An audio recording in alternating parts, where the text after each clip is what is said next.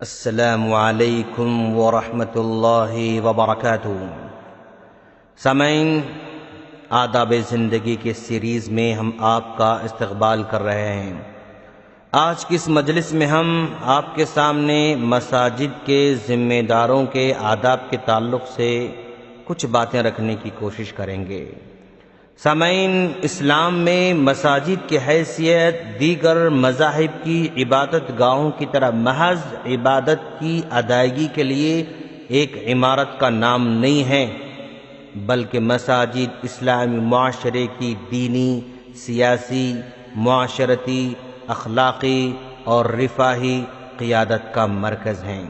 دنیا پرستی کے اس دور میں بھی مسلمان اپنی گاڑی کمائی سے مساجد کی تعمیر کرتے ہیں اور ان کے رکھ رکھاؤ کا سارا خرچ بھی برداشت کرتے ہیں۔ وہ مخلصین یقیناً مبارکبادی کے مستحق ہیں جو مساجد کی تعمیر اور اس کے انتظام میں اپنا قیمتی مال اور اپنا قیمتی وقت لگا دیتے ہیں۔ ان کو ان کی محنتوں کا حقیقی صلہ اللہ تبارک و تعالی دینے والا ہے۔ ہمارے معاشرے میں مسجدوں کے ایسے ذمہ دار بھی ہیں جو اپنا سب کچھ لگانے تیار ہیں۔ دوستو، وقت بھی پورا لگا دیتے ہیں، مال بھی اچھی طرح خرچ کرتے ہیں، ہر طرح کی فکر بھی کرتے ہیں، مصلیوں کی ساری ضرورتوں کا خیال بھی رکھتے ہیں، کسی چیز کی شکایت کا موقع ہی نہیں دیتے ہیں، بچوں کی تعلیم و تربیت کا مکمل بندوبست بھی کرتے ہیں۔ ایسے ذمہ دار یقیناً قابل مبارک ہیں اور ہر مسجد کے ذمہ داروں کو ایسا ہی ہونا چاہیے۔ وہیں پر کچھ ایسے ذمہ دار بھی ہیں جو لا علمی کی وجہ سے صحیح طور پر حق ادا نہیں کر پا رہے ہیں، چونکہ ان کی رہنمائی نہیں کی جاتی، صرف شکایتیں کی جاتی ہیں، اس لیے ایسے حالات پیدا ہوتے ہیں۔ بہتر ہے کہ ان کی شکایتیں کرنے یا ان کو ہٹانے کی فکر کرنے کے بجائے ان کی اصلاح کی جائے۔ سامعین، مساجد کے ذمہ دار اخلاص سے کام کریں۔ مسجد کی تعمیر اور خدمت بہت بڑا ثواب کا کام ہے۔ اس عمل کا اجر اگر آخرت میں اللہ سے چاہتے ہیں تو دنیا میں اس عہدے کو نام کمانے، رعب جمانے، حکم چلانے اور دھاک بٹھانے کا ذریعہ نہ بنائیں۔ سب کو ساتھ لے کر چلیں، خاص کر علاقے کے اہل علم، دیندار، اہل ثروت اور بااثر لوگوں کو مشورے میں ضرور شامل رکھیں۔ مسجد مسلمانوں کے اتحاد کا مرکز ہے، اس کو گروپ بندی کا یا سیاست کا کھاڑا نہ بنائیں۔ عہدے کو نعمت کے بجائے ذمہ داری سمجھیں۔ مسجد کا مقام دین میں بہت بلند ہے، اس لیے اس کی ذمہ داری بھی بہت بڑی ہے۔ اللہ کے یہاں جواب دہی کا احساس ہمیشہ زندہ رکھیں۔ لوگوں میں اپنی پہچان حاکمانہ نہیں بلکہ خادمانہ بنائیں۔ علاقے کے نوجوانوں کو نظر انداز نہ کریں، مشورہ اور ذمہ داریوں میں کسی نہ کسی طرح ان کو بھی شامل رکھیں۔ نوجوانوں کو اگر نظر انداز کیے جانے کا احساس ہوگا نا تو وہ مسجد سے الگ گروپ بنا لیں گے، اس سے مسائل شروع ہو جاتے ہیں۔ امام مسجد کے ادارے کا سربراہ مسجد کے اجزائے ترکیبی کا سب سے بڑا اہم جز ہوتا ہے۔ کسی بھی مسجد کے مصلیان اور سامعین کے دینی مزاج اور علمی معیار پر سب سے گہرا اثر اسی امام کا ہوتا ہے۔ امامت کا منصب بہت اعلیٰ ہے، اس کو ہلکا نہ سمجھیں۔ آخری حد تک مسجد کو اچھے سے اچھا امام فراہم کرنے کی کوشش کریں۔ عام طور پر منتظمین اور مصلیان کی بد اخلاقی، مختصر تنخواہ اور ضروری سہولتیں نہ ہونے کی وجہ سے ذہین اور اعلیٰ صلاحیت والے علماء مسجد کی امامت کی ذمہ داری قبول نہیں کرتے ہیں۔ اچھا امام چاہتے ہیں تو عمدہ اخلاق، اچھی تنخواہ اور مناسب سہولیات کا انتظام بھی کریں۔ مناسب تنخواہ، سہولتیں اور اچھا رویہ پیش نہیں کیا جائے گا تو مساجد میں اچھے ائمہ کا قحط جو شروع ہو چکا ہے وہ بڑھتا جائے گا۔ دعوت و اصلاح کا کام بڑی ذمہ داری ہے۔ مالی طور پر تنگ دست اور ذہنی طور پر پریشان آدمی اتنی بڑی ذمہ داری کو نبھا نہیں سکتا ہے۔ امام کے لیے فیملی کے ساتھ رہنے کا بندوبست لازماً کریں۔ مسجد کی تعمیر کے وقت ہی یہ بات ذہن میں رکھیں کہ امام کے لیے علیحدہ کمرے کا انتظام بھی مسجد کی عمارت میں ہو جائے۔ امامت پیشہ نہیں بلکہ ایک منصب ہے۔ امام مسجد کے ذمہ داران اور مصلیان کا نوکر یا غلام نہیں، پورے علاقے کا دینی رہنما ہوتا ہے۔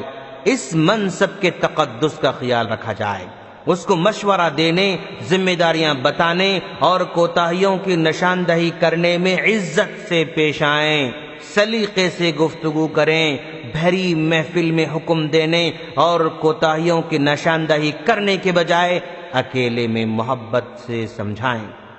امام کی ذمہ داری صرف نماز پڑھانے کی حد تک نہیں ہوتی ہے، وہ مرحلہ وار خطبے، دروس، میل جول کے ذریعے عوام کی تربیت کرتا ہے۔ ہمارے یہاں آہستہ آہستہ امامت کے لیے حافظ سے کام چلانے اور خطبے کے لیے باہر سے خطبہ کو بلانے کی جو روایت بنتی جا رہی ہے نا، اس کے بہت بڑے سنگین نقصانات ہونے والے ہیں جو گہری نظر رکھنے والوں کو وقت کے ساتھ دکھائی دیں گے۔ ہم نے خطبات جمعہ کو اصلاح اور دعوت کا وسیلہ سمجھنے کے بجائے تفریح کا ذریعہ بنا رکھا ہے۔ اس لیے بڑے بڑے شہروں میں تیزی کے ساتھ ہی مزاج بنتا جا رہا ہے کہ امام صرف نماز پڑھانے کے لیے ہوتا ہے اور خطبے کی ذمہ داری ائمہ کے بجائے بدل بدل کر الگ الگ خطبہ انجام دے رہے ہیں۔ تربیت کے نقطہ نظر سے یہ طریقہ بالکل نقصان دہ ہے۔ اصلاح اور تربیت ایک لمبی مدت اور مرحلہ وار عمل کا نام ہے دوستو۔ آپ کے بیچ رہنے والا، آپ کا مزاج سمجھنے والا، آپ کی خوبیوں کو سمجھنے والا، آپ کی خامیوں کو سمجھنے والا واقف امام جتنی مؤثر اصلاح کر سکتا ہے وہ 4-5 مہینے میں یا مہینے 2 مہینے میں ایک مرتبہ آ کر تقریر کر کے جانے والا خطیب کبھی نہیں کر سکتا ہے۔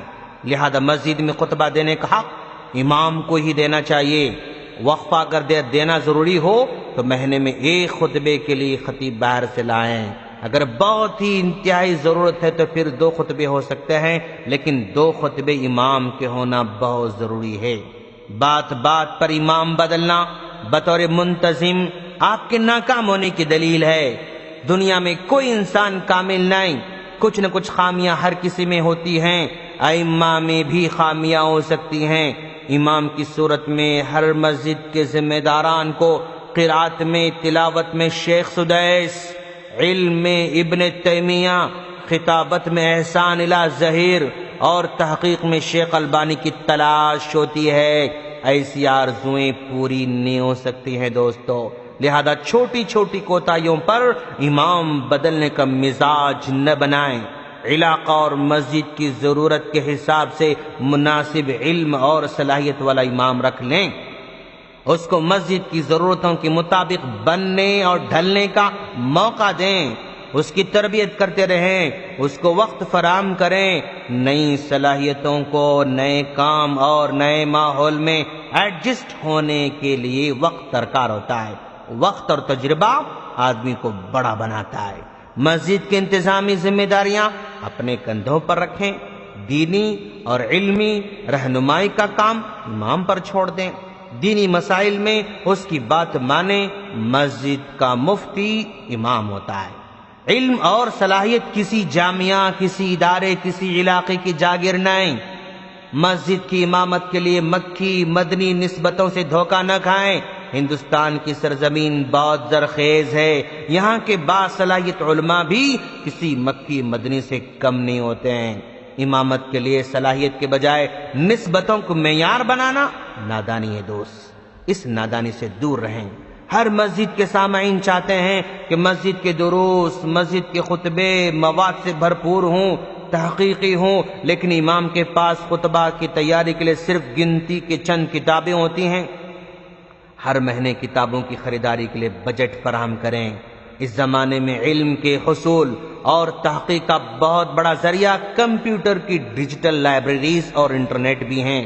لائبریریوں کے فقدان کی وجہ سے شہروں میں تو علم و تحقیق کے خواہش مند عالم کے لیے کمپیوٹر بہت ضروری ہے۔ آپ امام سے علمی مواد سے پر تحقیقی بیانات سننا چاہتے ہیں تو ایک عدد کمپیوٹر اور اس کا انٹرنیٹ کی سہولت بھی فراہم کریں۔ ہر قسم کی شکایات امام تک نہ پہنچائیں، ہر ایرے غیرے کی شکایت پر امام کو تنبیہ نہ کریں، بات بات پر اس کو ٹوکن کے مزاج نہ بنائیں۔ عناوین کے انتخاب، خطبے کی تیاری کے لیے امام کو آزادی دیں۔ امام قوم کا نباز ہوتا ہے، اس کو پتا ہے کہ اصلاح کس کی اور کیسی کرنی چاہیے، اس کے کام میں اس کو مشورہ دیں لیکن دخل اندازی نہ کریں۔ ٹرسٹی کو خود بھی چاہیے کہ مسجد سے جڑے رہیں۔ اگر نمازی ہیں تو کوشش کریں کہ ساری نمازیں یا روزانہ کم از کم 2-3 نمازیں مسجد ہی میں ہوں۔ اگر ٹرسٹی خود بے نمازی ہے تو اس کو حق نہیں کہ مسجد کی ذمہ داری کا بوجھ اپنے کندھوں پر رکھے، یا تو اپنی اصلاح کر لے یا حقدار کو دے دے کر خود کو فارغ کر لے۔ مساجد علاقے کی خواتین کی اصلاح کا بہت بڑا ذریعہ ہیں۔ خواتین میں دعوت اور اصلاح کے لیے بھی مسجد کے امام اور علماء سے مل کر کچھ پلان ترتیب دیں۔ بچوں کی تربیت اور تعلیم میں مساجد میں قائم مکاتب کا بہت بڑا رول ہوتا ہے۔ ہر مسجد میں صباحی یا مسائی مکتب کو ضرور چلائیں۔ دیگر مسالک کے لوگوں اور ان کی مساجد کے ائمہ کے ساتھ تعلقات خوشگوار رکھیں۔ اپنی تقریبات میں ان کو بلاتے رہیں۔ مناظرانہ ماحول بنانے سے پرہیز کریں۔